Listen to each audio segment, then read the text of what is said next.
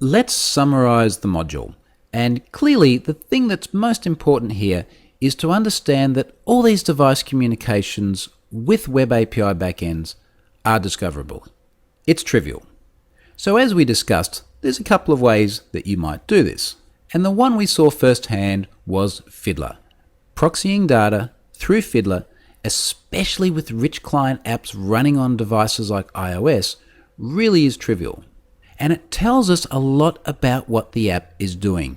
Remember apps like Foxtel and Evo and Red Bull.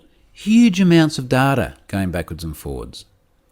A couple of years ago, I actually wrote a blog post called Secret iOS Business, and it looked at the sort of really highly inefficient communications that many apps were having with web servers. And I pointed out that one of these apps was downloading huge images. The resolutions were significantly higher than what they were ever used. They only needed to be thumbnails, yet they were thousands of pixels wide. And I actually ended up speaking to the developer of this app. And you know what he told me about why the images were so large? He said, well, that's the way we were given them. So he hadn't actually thought through the process of simply resizing them, choosing an optimal format, compressing them a little bit. Things that were so basic.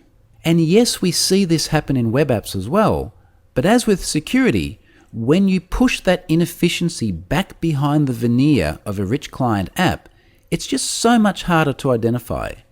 It might feel a little bit slow, but there's no dev tools to simply look at response sizes or the ability to right-click on the image and look at the properties of it.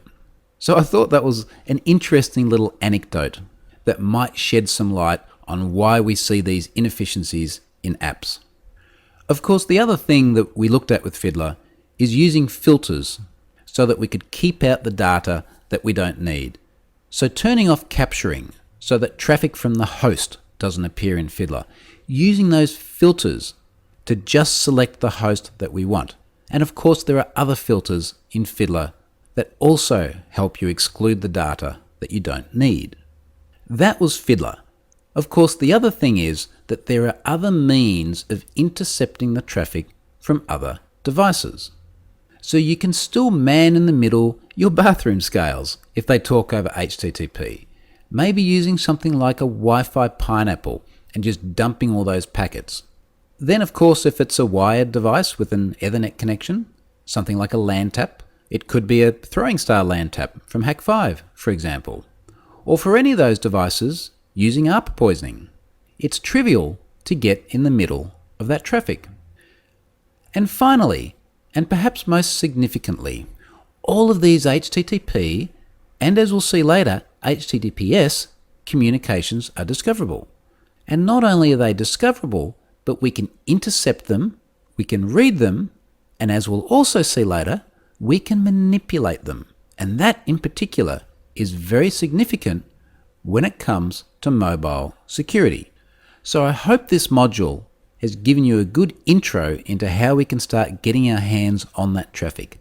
Let's now move on to the next module and start actually compromising the security of an application that's implemented vulnerable APIs.